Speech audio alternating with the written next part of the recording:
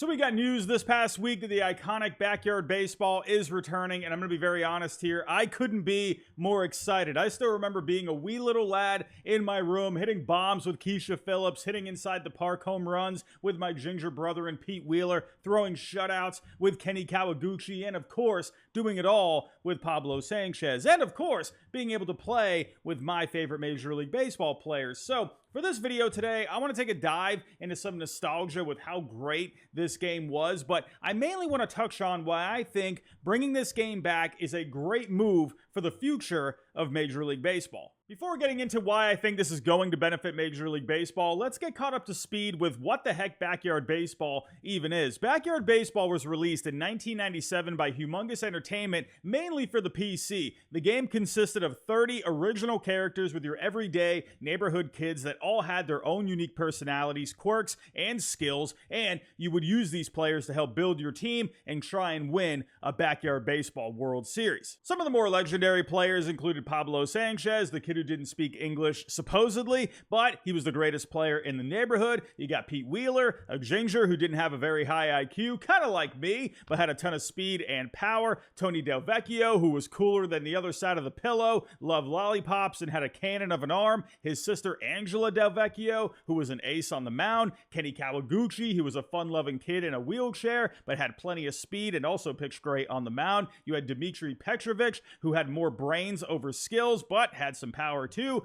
Keisha Phillips, who hit absolute bombs. Ahmed Khan, who loved rock music just as much as he liked baseball, and plenty more. Later on, though, in 2001, it became possible to unlock actual major leaguers, but as kids. This included cover athletes Cal Ripken, Mike Piazza, Alex Rodriguez with both the Rangers and the Yankees, and David Ortiz, along with a ton of legends like Barry Bonds, Ken Griffey Jr., Chipper Jones, Derek Jeter, Randy Johnson, Sammy Sosa, Vladimir Guerrero, Barry Larkin, Carlos Beltran, Frank Thomas, Ivan Rodriguez, Jason Giambi, Jeff Bagwell, Larry Walker, Mark McGuire, and even Jose Canseco. So when you were able to put together your team full of quirky personalities and legends of the game as kids, it ended up being this fun dynamic where you could almost sort of, in a way, visualize yourself playing with these guys like you would in your own backyard when you were growing up. However, you didn't just play baseball, you played it backyard style. Instead of just going up to the plate and trying to hit or going on the mound and throwing a pitch, there were a bunch of arcade-like power-ups you could use. At the plate, you could get an aluminum bat to hit the crap out of the ball, a screaming line drive that would make the ball go insanely fast that would be also hard to catch, or a crazy bunt that would make the ball just zigzag everywhere. On the mound, you could throw a ton of different pitches, including a fireball, which was just an incredibly fast pitch, the big freeze that looks normal at first, but then literally just freezes to mess up the batter's timing, a zigzag pitch that went all over the place that was hard to hit, and there was even an elevator pitch which would make the ball suddenly just rise. To top it all off, you got to play in all of these awesome stadiums, and just to name a few, you had Steel Stadium, which was Ernie Steele's backyard, one of the characters in the game, and this backyard had a shed and a pool like many people have in normal life today. Playground Commons that was next to a main road and had a massive chain-link fence in right field, which is also pretty common today. There was Cement Gardens, which was in a parking lot, and you had literally a pizza box for home plate, and of course, the Super Colossal Dome, where you played the Backyard Baseball World Series. Down the road, a couple of new versions with more advanced graphics and different gameplay came out as newer consoles were getting released, but in my opinion, I think that actually worked against itself as the more advanced graphics, the different gameplay, kind of took away from what made the game so good, and that was the simplicity of it. It had this charm where you didn't need flashy graphics or advanced controls to enjoy it. The concept of the game was already good enough to carry it. Now, I do think as other game systems came out, they had to try and take a step forward, and you can't blame them for that, but in hindsight, they probably should have just kept things how they were. In the last year, there had been some rumblings of the series making a comeback, including Travis and Jason Kelce talking about possibly buying the franchise. Oh, dude, I don't even know if I want to mention this. I've secretly been looking into seeing if anybody holds the rights to backyard football and backyard baseball, because I want to buy it and get this thing going again. That was the best game ever. this past week, it was announced by Playground Productions that Backyard Sports will be returning, with baseball being the main focus, at least first, and having an emphasis on preserving the original look and the feel of the game that made it special. That, in my opinion, is a winning move. It also looks like the game will be coming back in a remastered version to PC and mobile first. All in all, though, just a simple, fun, but amazing game that gave you an idea of what it was like playing baseball growing up as a kid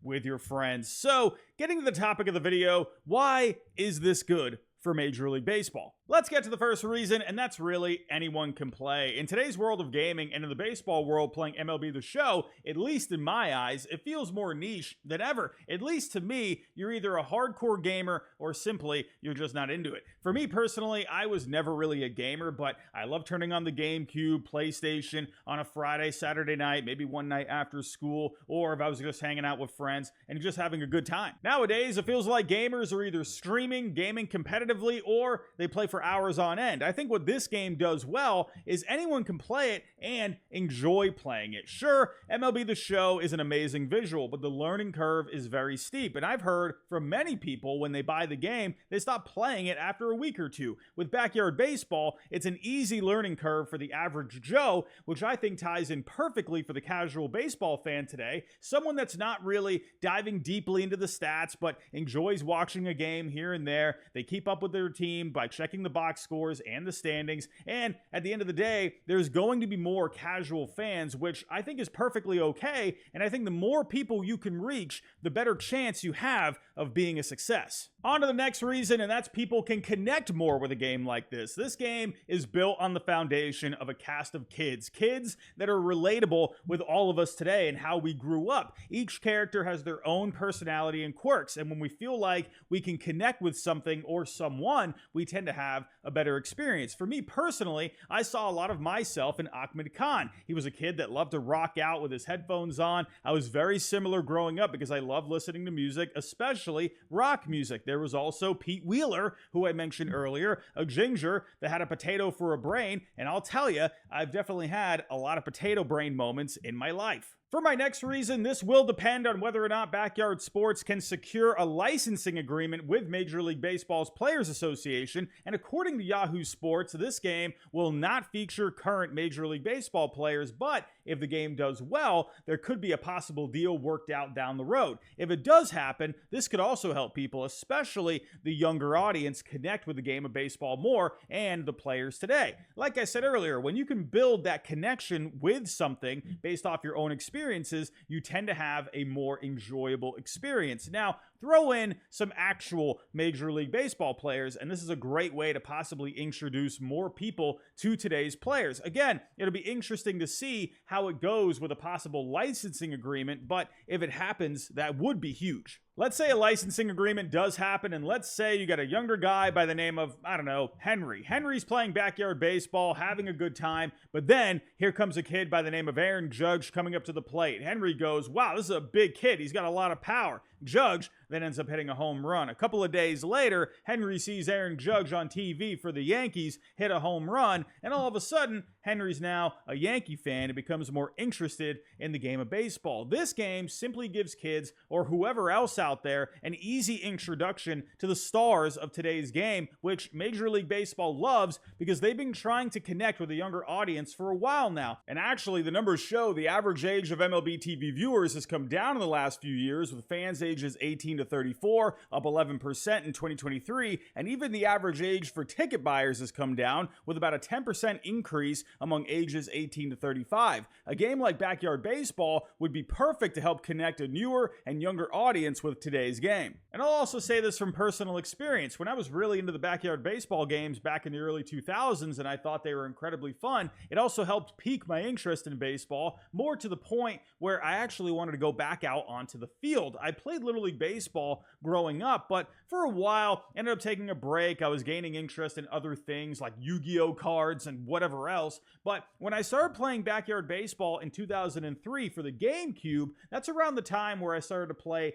actual baseball again. Now, I'm not saying that Backyard Baseball was the sole reason it got me into playing again, but it definitely helped me just have more fun with the game. So perhaps someone else out there could have that same experience. All in all, while this is just a video game, to me, I think it's more than that. The backyard baseball games were a big part of my childhood because they were fun and they helped me connect with the game of baseball more. And I think other people today can have that same experience. So those are my thoughts. Tell me what you think down below in the comments. Are you excited for the return of backyard baseball? Who are some of your favorite characters in the game? Let me know all your thoughts down below in the comments. But everyone, that's all I got for right now. If you can on the way out, hit that like button for me, subscribe if you're new, and I'll talk to you next time.